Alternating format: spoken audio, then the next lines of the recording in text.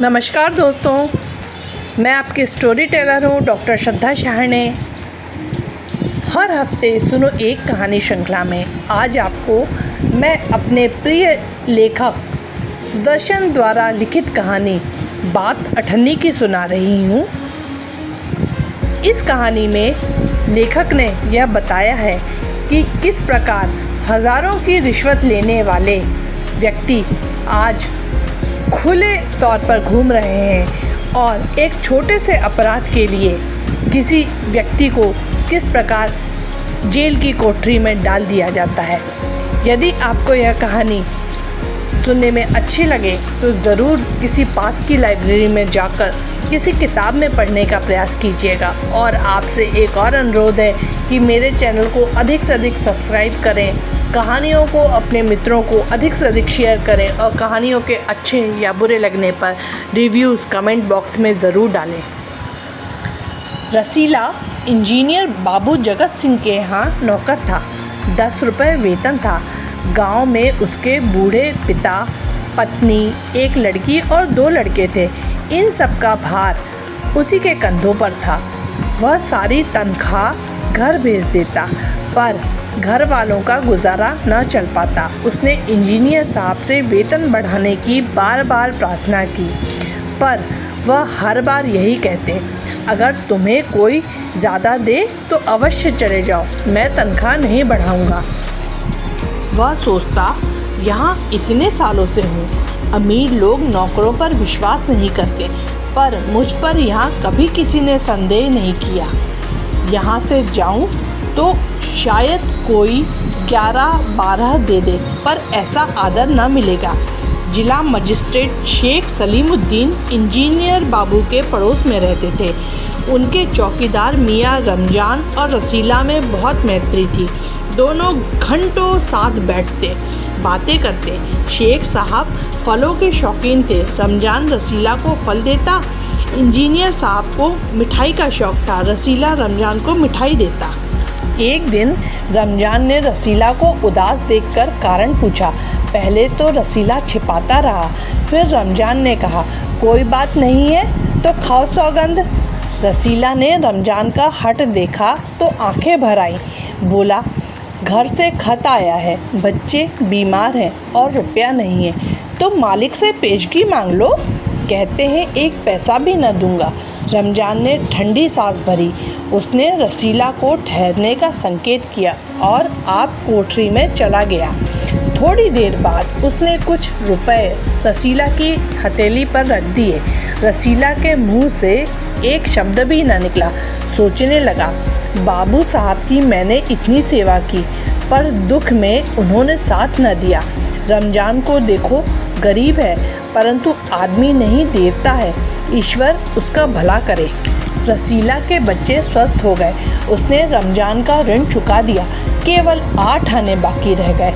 रमजान ने कभी भी पैसे न मांगे, फिर भी रसीला उसके आगे आँख न उठा पाता। एक दिन की बात है, बाबू जगत सिंह किसी से कमरे में बात कर रहे थे।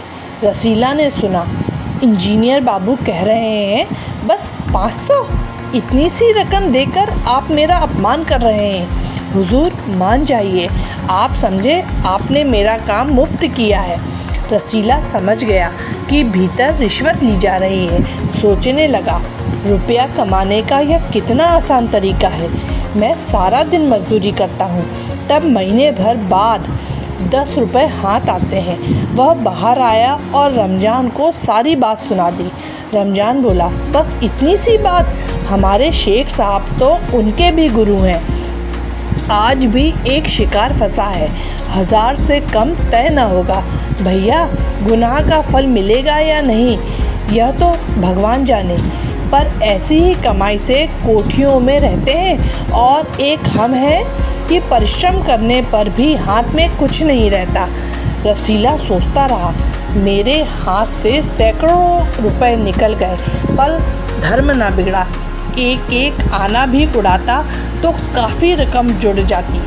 इतने में इंजीनियर साहब ने उसे आवाज़ लगाई, रसीला, दौड़कर 5 रुपए की मिठाई ले आ। रसीला ने 4.5 रुपए की मिठाई खरीदी और रमजान को अठन्नी लौटाकर समझा कि कर्ज उतर गया। बाबू जगत सिंह ने मिठाई देखी तो चौंक उठे। यह मिठाई 5 रुपए की है? हुजूर 5 की ही है। रसीला का रंग उड़ गया। बाबू जगत सिंह समझ गए। उन्होंने रसीला से फिर पूछा। रसीला ने फिर वही दोहराया। उन्होंने रसीला के मुंह पर एक तमाचा मारा और कहा, चल मेरे साथ जहाँ से लाया है। हुजूर झूठ कहूँ तो रसीला ने अभी अपनी बात पूरी भी न की थी कि इंजीनियर बाबू चिल्लाए, अभी सच और झूठ का पता चल जाएगा। अब सारी बात हलवाई के सामने ही कहना। अब कोई रास्ता न बचा था। कशा बोला, माई बाप गलती हो गई, इस बार माफ़ कर दें। इंजीनियर साहब की आंखों से आग बरसने लगा। उन्होंने निर्दयता से रसीला को खूब पीटा, फिर घसीटते हुए पुलिस थाने ले गए। सिपाही के हाथ में 5 का नोट रखते हुए बोले, मनवा लेना, लातों के भूत बातों से नहीं मानते। दूसरे दिन मुकदमा शेख सलीमुद्दीन की कचहरी में पेश हुआ। रसीला ने तुरंत अपना अपराध स्वीकार कर लिया। उसने कोई कहानी न बनाई। चाहता तो कह सकता कि यह साजिश है, मैं नौकरी नहीं करना चाहता, इसलिए हलवाई से मिलकर मुझे फंसा रहे हैं। पर एक और अपराध करने का साहस वह न जुटा पाया। उसकी आंखें खुल गई थीं। हाथ जोड़कर बोला, हुजूर मेरा पहला अपराध है, इस बार माफ़ कर दीजिए, फिर गलती ना होगी। शेख साहब न्याय प्रिय आदमी थे। उन्होंने रसीला को 6 महीने की सज़ा सुना दी और रुमाल से मुंह पोंछा। यह वही रुमाल था जिसमें एक दिन पहले किसी ने 1000 रुपये बांध कर दिए थे। फैसला सुनकर रमजान की आंखों में खून उतर आया। सोचने लगा, यह दुनिया न्याय नगरी नहीं, अंधेर नगरी है। चोरी पकड़ी गई तो अपराध हो गया। असली अपराधी बड़ी बड़ी कोठियों में बैठकर दोनों हाथों से धन बटोर रहे हैं। उन्हें कोई नहीं पकड़ता। रमजान घर पहुंचा।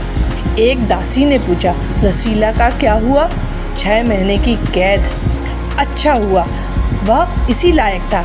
रमजान ने गुस्से से कहा, यह इंसाफ नहीं, अंधेर है। सिर्फ एक अठन्नी की ही तो बात थी। रात के समय जब 1500 के चोर नरम गद्दों पर मीठी नींद सो रहे थे, अठन्नी का चोर जेल की तंग अंधेरी कोठरी में पछता रहा था। यदि आपको यह कहानी सुनने में अच्छी लगी हो तो ज़रूर इसे अपने मित्रों को शेयर कीजिएगा। धन्यवाद।